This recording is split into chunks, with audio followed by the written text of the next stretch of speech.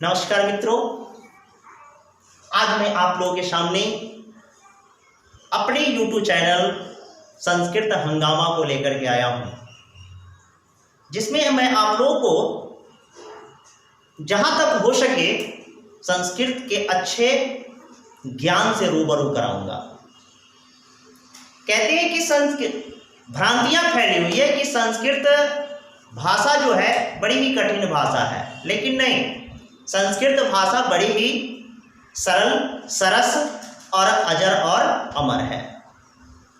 तो मैं आप लोगों के बीच सबसे पहले मैं लेकर के आया हूं वर्ग 10, जो कि बिहार बोर्ड के सिलेबस में एक संस्कृत सब्जेक्ट है जो कि 100 नंबर का हुआ करता है। तो बिहार बोर्ड के 10वीं वर्ग के प्रथम पाठ मैं मंगलम पाठ को लेकर के आया हूं, जिसका मैं आप लोगों को आज एक श्लोक मंत्र से रूबरू कराऊंगा और मैं आप लोगों को बताऊंगा कि यह मंगलम पाठ क्यों जरूरी है पढ़ना। कहा गया है कि किसी भी कार्य को प्रारंभ करने से पहले मंगलोच्चारण होता है। मंगलम का मतलब होता है शुभ ही शुभ, यानी कि हमेशा शुभ सोचो, अच्छा सोचो, अच्छा करो। तो मंगलम पाठ से हमें यह शिक्षा लेनी है कि अगर हम कोई कार्य प्रारंभ करें तो मंगल उच्चारण करें, मंगल स्रोतों का अनुसरण करें और इसके अनुसार जो है हम कार्य को करते रहें। किसी कार्य को हम प्रारंभ करते हैं तो मंगलोच्चारण कहाँ कहाँ करना चाहिए। सबसे पहले तो हमें किसी कार्य के प्रारंभ में मंगलोच्चारण का काम करना चाहिए। उसके बाद कार्य जब चल रहा है तो उसके मध्य यानी कि बीच में भी मंगलोच्चारण करना चाहिए। और कार्य की समाप्ति पर तो बड़ी खुशी होती है, जब हम किसी भी मंजिल तक पहुंच जाते हैं तो हमें खुशी होती है, तो और ज़्यादा हम मंगलोच्चारण करते हैं। आप जानते होइएगा कि शादी विवाह के मौके पर पंडित जी आते हैं और कहते हैं कि मंगलम भगवान विष्णु, मंगलम गरुड़ध्वज, मंगलम पुण्डिकाक्षाय, मंगलाय तनोहरि। अर्थात ये ईश्वर, मैं जो कार्य करने जा रहा हूँ वह सबके सब क्या हो, शुभ ही शुभ हो, हमारे कार्यों में कोई विघ्न और बाधा नहीं पहुंचे। इसीलिए हम बाबा गणेश से या फिर भगवान विष्णु से क्या करते हैं, यह याचना करते हैं, आराधना करते हैं कि मेरा कार्य सफल हो सके। तो चलिए, मैं भी इस क्लास 10th के प्रथम पाठ मंगलम पाठ को लेकर के आया हूं कि हमारा और आपका दोनों का कार्य जो हो सफल हो, शुरू से लेकर के अंत तक।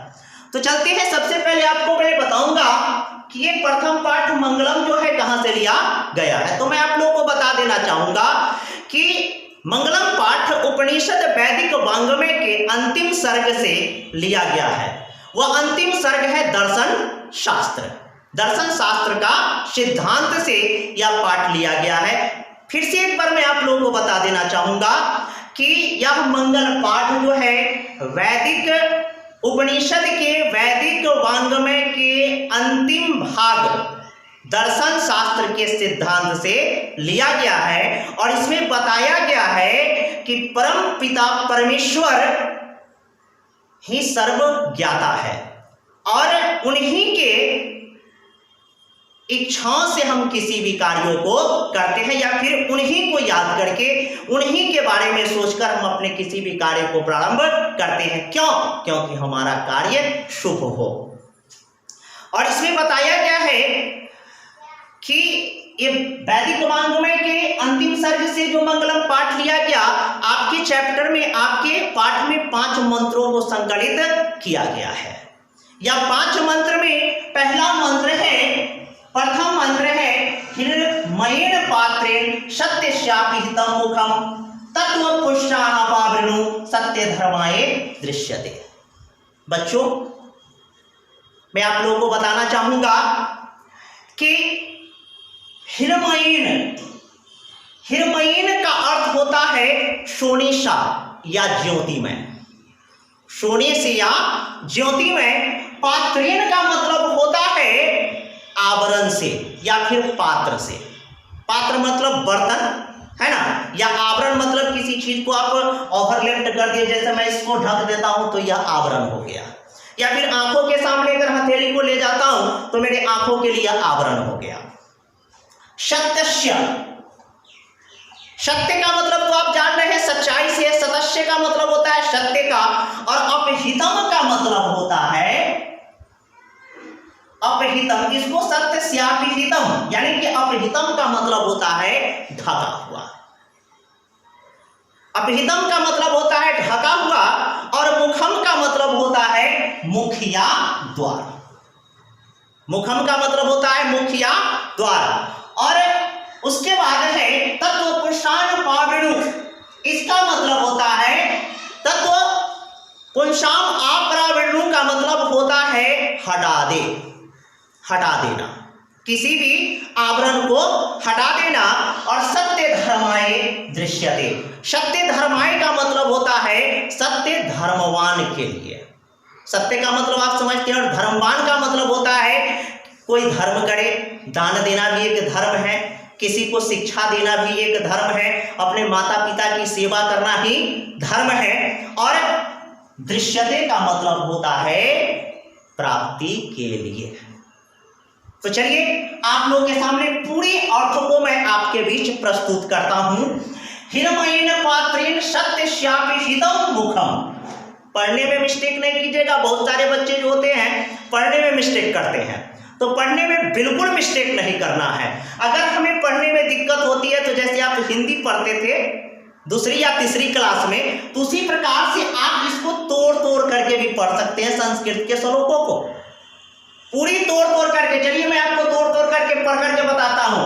हिरमयेन, हिरमयेन पात्रेण सत्य स्यापिहितम, इसको म पढ़ा जाता है संस्कृत में, और हलंत का मतलब होता है आधा म, लेकिन पढ़ते पूरा है।